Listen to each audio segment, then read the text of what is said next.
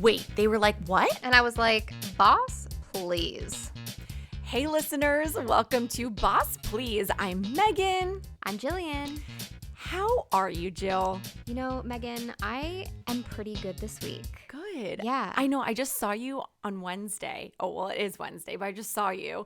And I feel like it's been 2 weeks since I've seen you, even though it's only been a few days. I know. I think that's what happens when you become close with somebody. I know. You're like, didn't I just see you? I know, but maybe it's because we were bossing this week. So We were. How were you a boss this week? Well, you know, I've talked previously about investing in myself.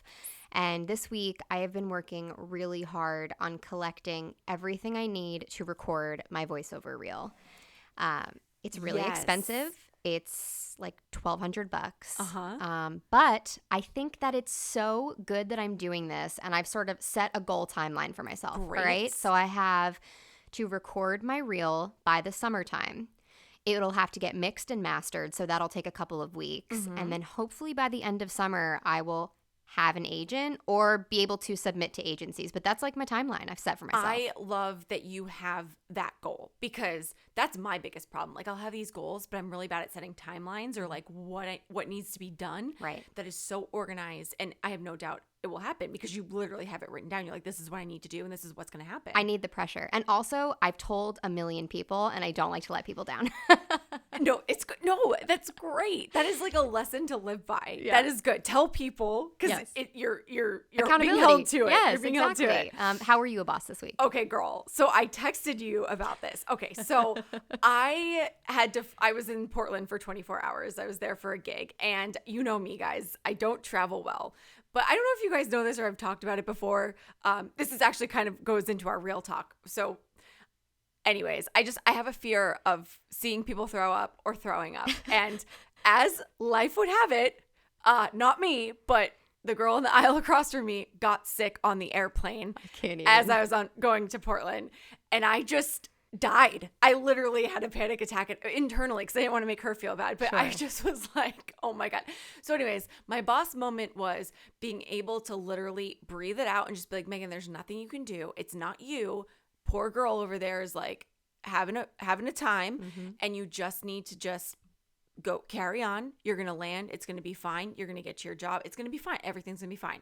So I was a boss because I was able to deal with it. But man, was it hard. And when you messaged me, I was like, Megan, this is great. I was like, you were able to breathe through it, work through it, know, be proud. And that leads into our real talk. So I want to talk about if you have any fears, but also any unrealistic fears. And I say unrealistic because my fear is emetophobia. And if you guys want to look it up, it's the fear of getting sick or seeing somebody get sick. I've had it my whole life.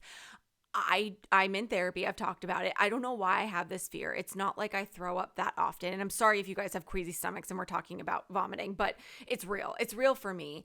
And my overall biggest fear in life, which you're probably going to laugh at me and be like, Megan, if this is your biggest fear, then you're fine. But really, my biggest fear in life is throwing up on an airplane. So when I saw that girl do it, it was like, oh my God. But you know what, Jill? I think you're 100% right, because when I saw it happen to her, I'm not going to go into detail, but it was I saw it like it was, okay, I was turned in. I was at the window. I was turned in because the stewardess was saying, do you guys want any snacks? Because I was facing inwards. Okay. The girl covered her mouth a little bit and she said, can I please have a bag? And I thought, you're fine, Meg. Like, it's fine. Everything's fine. So she started to put her hair back, and I was watching her. Poor thing. I was just like stalking her. And she was sitting across from you? So I was in the window, and she was in the very next aisle in the aisle. Okay. So she was a couple over, but I could see her because I was staring.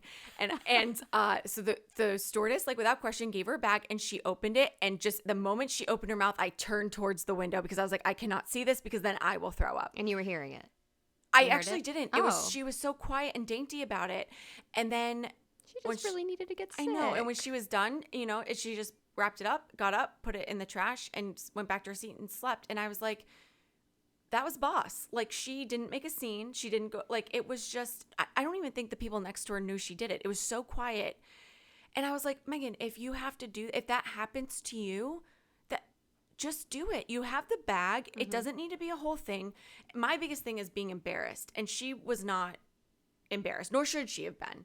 And my dad even said, Meghan, you don't know why she got sick. Maybe she has altitude sickness, or maybe she's in the beginning stages of pregnancy, because she looked about my age.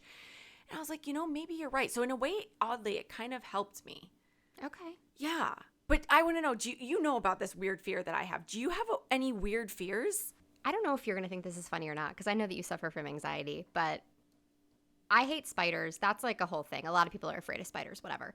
But ever since I've moved out to LA, parking really gives me a lot of anxiety. Okay. So, and it was kind of one of the first things that was triggered when I moved out here, because I get obsessive. When I am going to a new place, I will go on Google Maps and I will look on the street to check the signs for street parking. I will look in the area to see if there are options available. Oh my and if God. I'm not 100%, I will take a Lyft or an Uber. Oh my gosh. I don't think you knew that about me. I don't think I knew parking created that much anxiety. It is for honestly you. so bad. So that's why whenever I go out with you and you're like, I'll drive, I'm like, great. Oh, see, and the reason why I want to drive is because I get motion sickness. And if you drove, I would be having a panic attack that I'd be throwing up. It's so the it's perfect the perfect situation. It really is. I mean, it's so dumb. Like, I need to get over it. And I do. Sometimes I'm really proud of myself. Like, I'll go to a new place and I'll be like, you know what? I did that. I just don't like the unknown. So parking unknown is terrible for me. Really anything unknown. Getting to places, that's also a fear. I'm like afraid that I'm going to mess up, get into a car accident, do whatever. It's so irrational. It really is. But like where I'm from, there's parking everywhere. Like I'm from a small town. I get this, but I am completely the opposite. So I flew into Portland. Mm-hmm. They just told me to get Ubers from the airport to the hotel to the restaurant, which was about a half an hour from Portland. Sure. And I just was like, deal with it when you land, deal with it when you land. After seeing that girl get sick, I was like, you know what? I'm renting a car. Like, F this. I am not Ubering. You rented a car? I freaking rented a car. I was like, I am not dealing with my motion sickness for a half an hour getting to this restaurant. Like, no. It created way too much anxiety for me. So the rental was like right connected. It was so easy. I went down. There was no line at National. Rented a car. It was only $80 for 24 hours, which I confirmed. I did a little like quote. If I were to have taken an Uber to the restaurant and back, it would have been like $35 each way. So I was like, whatever. It didn't really cost them any more money. Yeah. It made me less stressed. And if I'm being perfectly honest, I rented a Nissan Sentra SR, and I'm low-key now obsessed with that car, which are you going to like look into it? My Toyota lease is up in a couple months, and I don't think I'm going back with Toyota. Not that Toyota's bad, but I'm just like obsessed with Nissans, and my dad and I were like already looking on it. I'm obsessed with it. So in a way it was great, but it created less anxiety for me. It's what I needed to do. I love it. Oh my gosh. So if you guys have any irrational or rational fears out there, let us know, because fears are honestly kind of interesting to talk about. They are. They're really interesting. But someone that doesn't have a lot of fear is my good friend, Liddy Saye. I met her when we both worked for Fox Sports, and we're going to be talking to her next, so stay tuned. Well, okay, so you have done so much. We met when we were on the road for Fox Sports. But you were initially the in-arena host for the Dallas Cowboys. And with the launch of Fox Sports 1, she was a Fox Sports Southwest girl traveling the country as a spokesperson. Liddy is also an actress, having acted in numerous films as well as commercials for Pizza Hut, Under Armour, and JCPenney. She has also been a host for E! News Now, Project Runway, and Monster Jam Arena Tour, just to name a few. And on top of all of that, Liddy is a full-time mama, wife, and real estate agent. Oh, welcome, Liddy. Damn, woman. Thank you.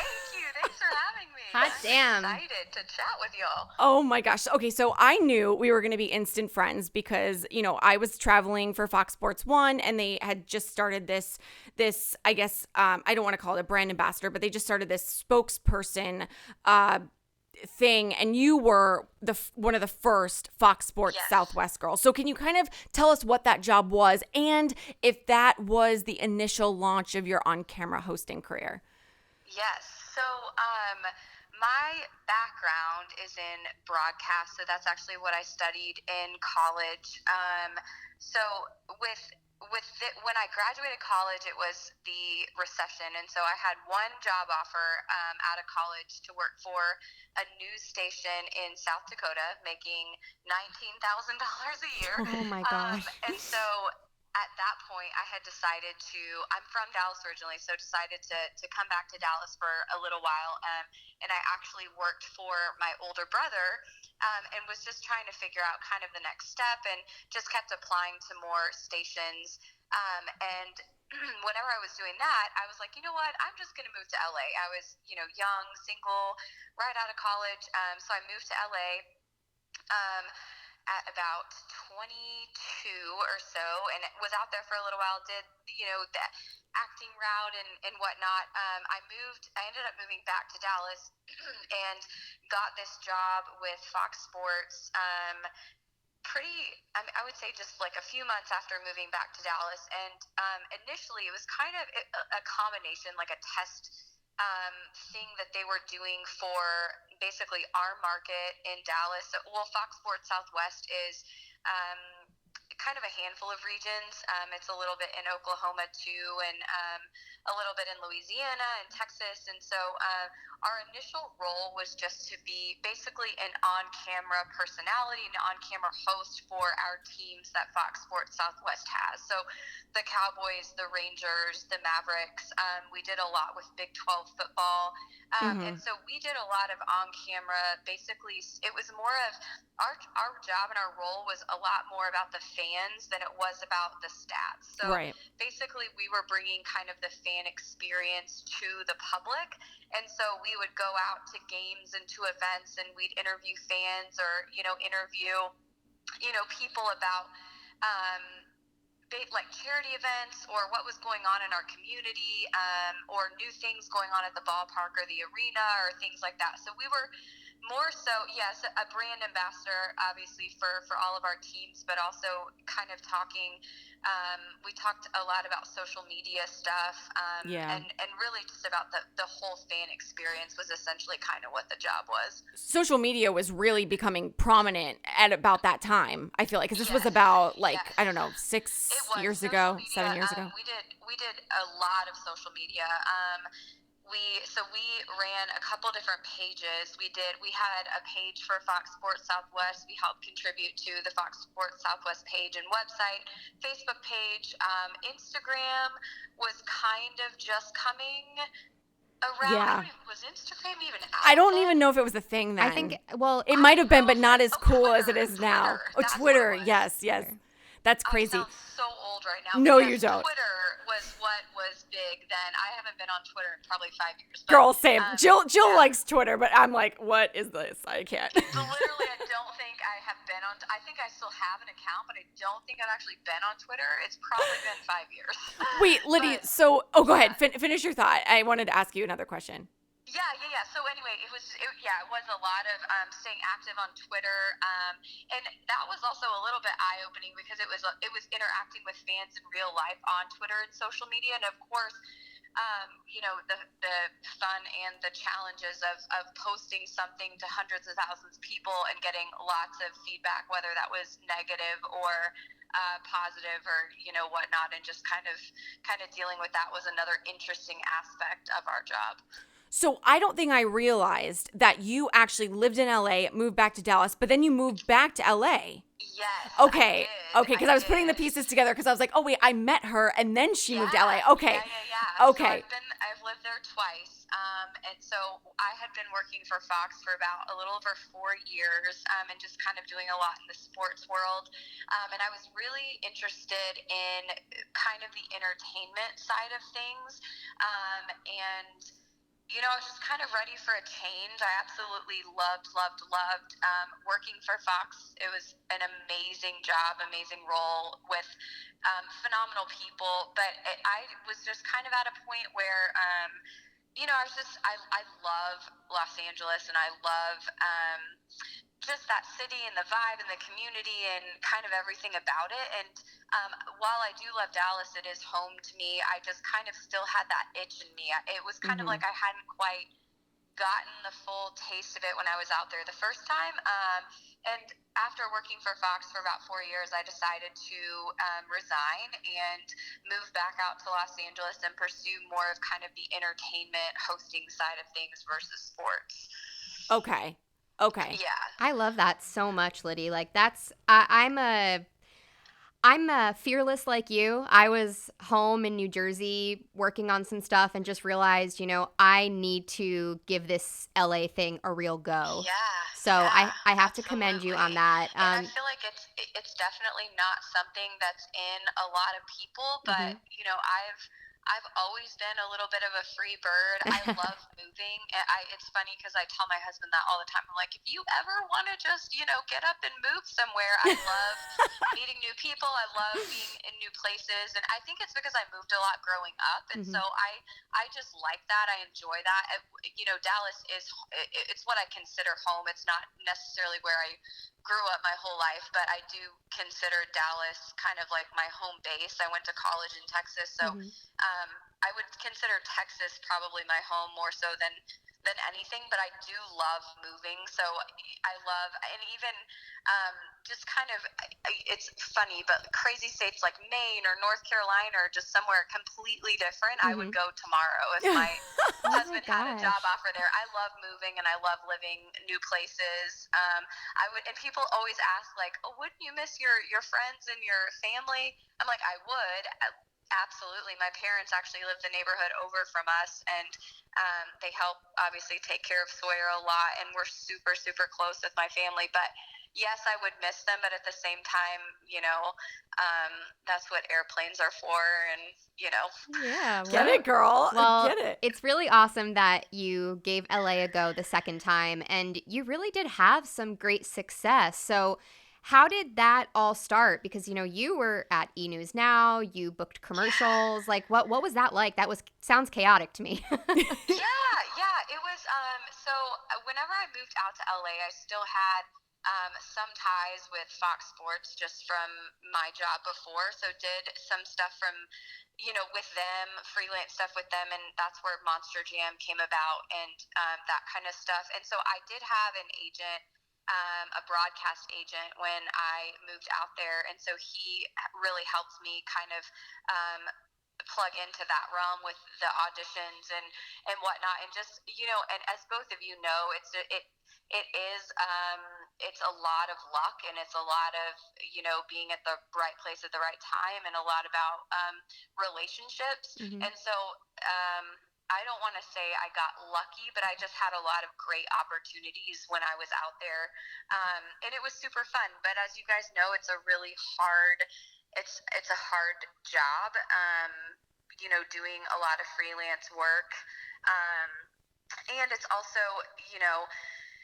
you just have to decide. I was kind of so initially when I was out there for a couple of years, and I did have a lot of great opportunities, and I obviously loved it, but I think it was, so I had when I actually moved back to Texas, it wasn't a permanent move, at least that's not what I had thought in the beginning. So I had a couple, it was just kind of like a series of dominoes. A couple of like big job opportunities had fallen through, and I had a job offer, and I was moving to Florida.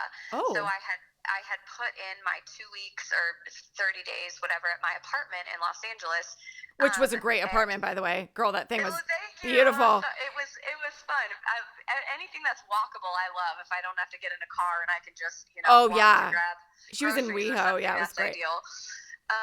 So I had put in my 30 days with my apartment, was planning on moving to Florida, and I had a trip planned with a bunch of my friends from college. We went to the beach, and I had gotten a call right before then that they no longer had a position for me at this with this new job. So they had a layoff, and they had fired a bunch of people, didn't have it in the budget. So at that point, this was the second job opportunity like this that had kind of fallen through. And so I kind of just had a come to Jesus moment, and I didn't really know what to do. So I came home to Dallas, really just temporary, just trying to figure out really what I wanted to do next, and what, if this was something I wanted to continue doing, or um, if I didn't. And so I came home, stayed with my parents for a little bit.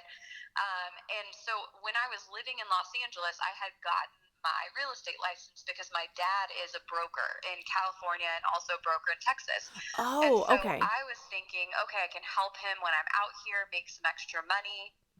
Yeah. It's going to be great. So when I came back to Texas, so I got basically a message on, I think it was social media or something, from a guy that I knew from college. Anyway, long story short, I ended up meeting my now husband like 5 days Oh. after I was back in Texas, which is crazy because I had, dated for years and just never, I was just not interested in that when, especially where I kind of was in life. I was just not looking for that, not into that. So I was staying with my parents, and I was home for like 5 days, and ended up going to grab dinner with this guy. We went to college together. We didn't really know each other in college. I actually dated his best friend for a little while, which is funny. But yeah, we actually didn't know each other in college at all, which is kind of funny. So we ended up going on a date, and I came home from that date that night. My mom was waiting up for me. I got home at like 3 in the morning, and I told my mom I'm going to marry this guy. And it was so crazy. And so it was really just, that was kind of a pivotal moment where I was just like, I'm going to stay. Like, I want to be in Dallas. And it was really for him, I guess, if anything. So yeah, life's just crazy where it takes you. I always say, it's never what you plan. Like, you can plan, because if somebody would have told me 5 years ago that I would be back living in Dallas with a child and married, I'd be like, you're crazy. There's no way. But yeah, it's just, life's funny, and it's never what you plan. It's never what you expect. And so it was just kind of an eye-opening. And so how I got into real estate from there was my very best friend or one of my really good girlfriends from college, was a real estate agent at the time on this team. And she's like, well, do you know what you're going to do right now? And I said, no. And she's like, well, you have your real estate license. Why don't you just come work with us for a little bit? And I was like, okay, sounds good. So started doing that, and just kind of fell in love with real estate. It's so fun. It's a lot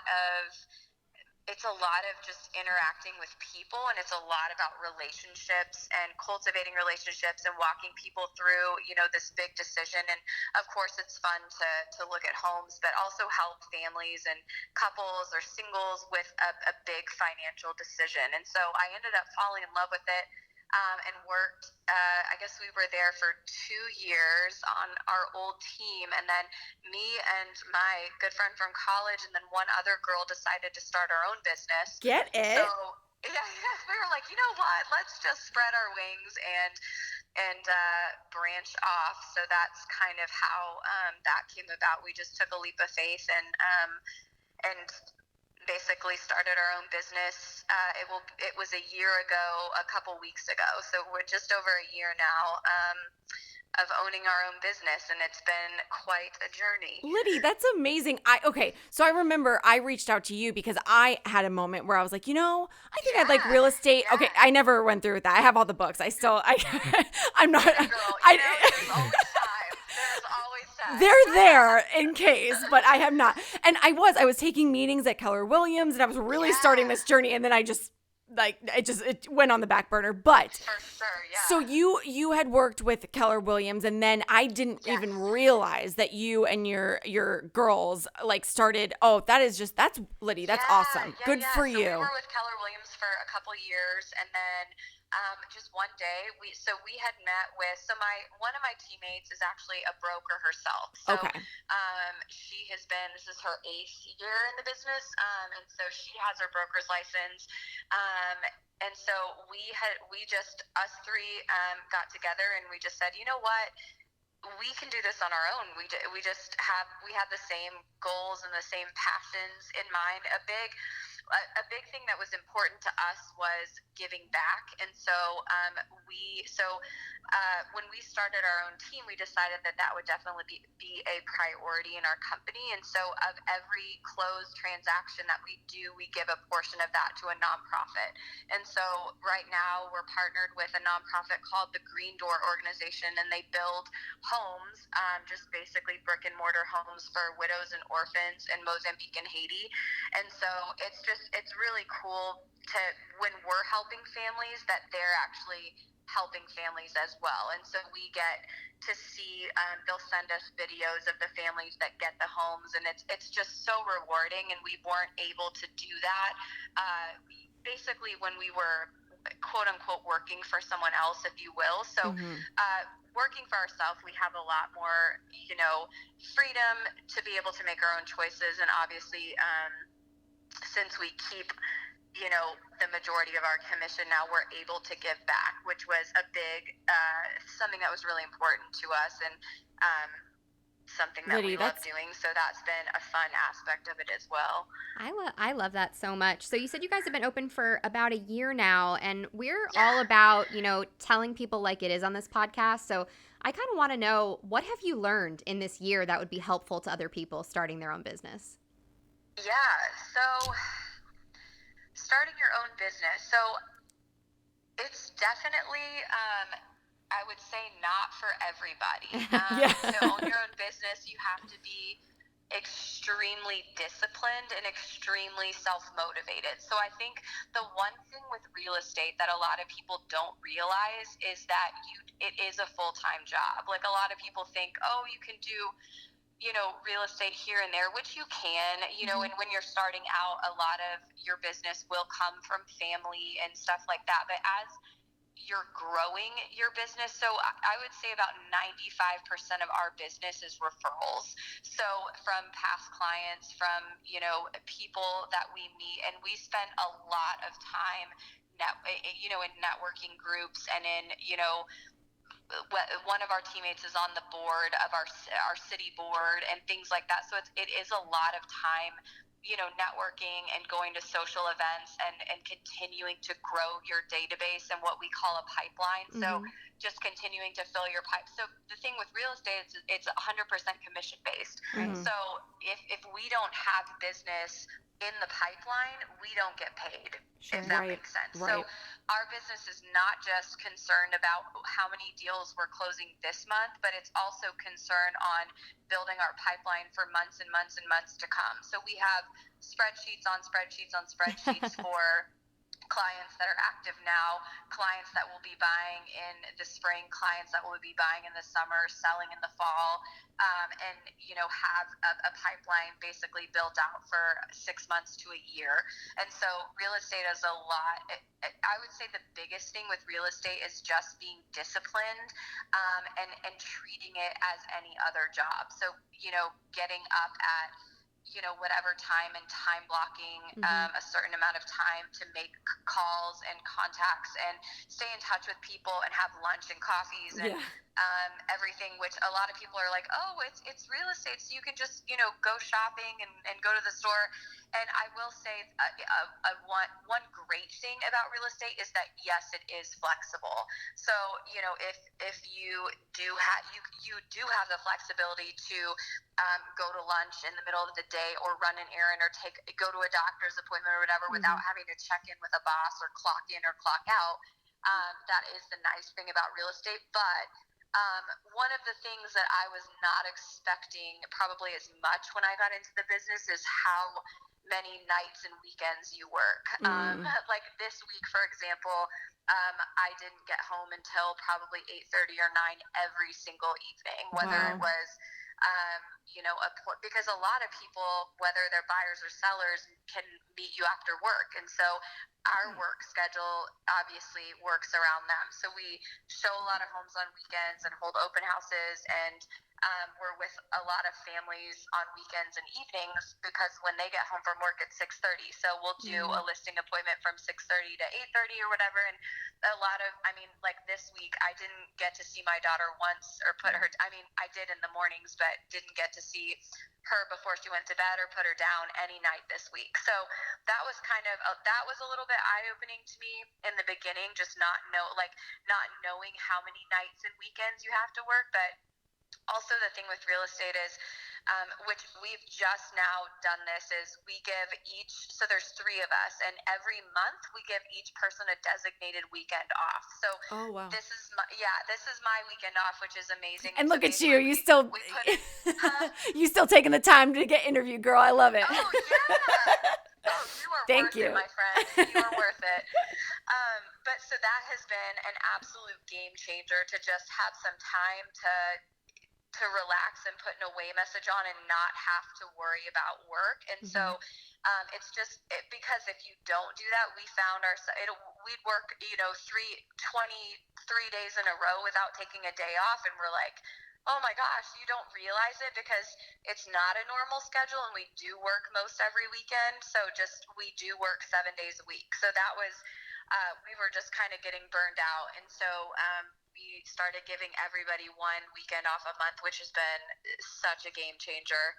So we all look forward to that one weekend off a month. It's been So nice. you mentioned being burned out, and like I'm just thinking about a timeline here, and you were like pretty pregnant when all of this started. Yeah, like when you were putting together, we like Jill and I looked at each other, and she like mouthed to me, she's like, pregnant? I'm like, yeah, like girl was doing all this as she was pregnant. So so explain that to us a little bit, and how you juggle everything now being a mom.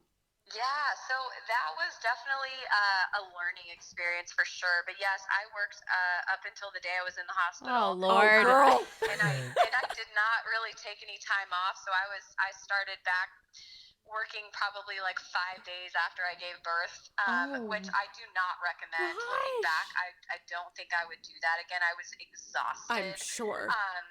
Just but physically, emotionally, you're sleep deprived, and I was trying to work as if I had not had a baby, and it was very difficult. However, again, it's just one of those things, especially if you are a business owner, or if you are in an industry like this where I don't get paid if I don't work, you know what I mean? And so I have to continue to serve my clients and make sure that I have people in the pipeline, because if I don't work and I'm not doing that, I don't have any business when I come back. So I think a lot of that was just, it's a scary thought to take time off. And so I was just really motivated to start working again. And it was literally like 5 days after I gave birth, I had a listing appointment, and I was just like, looking back on it now, I was so tired and exhausted, and I would not recommend that to anybody. I would at least say take a couple weeks off and get back to a normal, healthy state, because I definitely was not. I was exhausted in all sense of the word, for sure. But yeah, learning how to balance it was definitely a challenge, because I've always been, I love to work. I've never really had that desire to be a stay-at-home mom.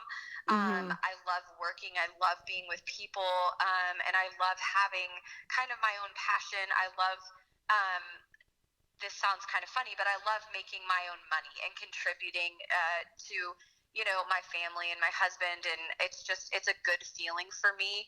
And so learning how to balance it was definitely tough, because you get that mom guilt, and it's like I want to spend time with her so badly, but then at the same time I have a business that I'm balancing. So it was definitely hard. The daycare thing was hard for me at first, dropping her off and leaving her.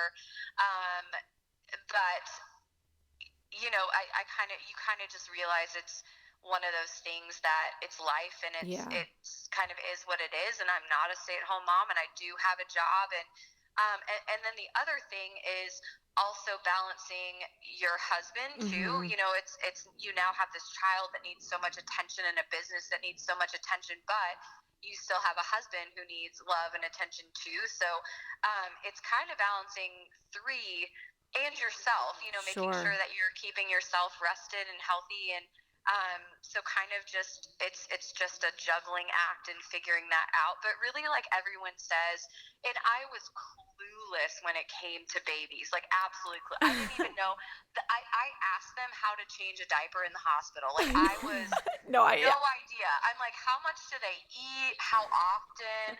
Like, how do I change a diaper? How do I know if they're You're like not alone, girl. That tired? will be me as well.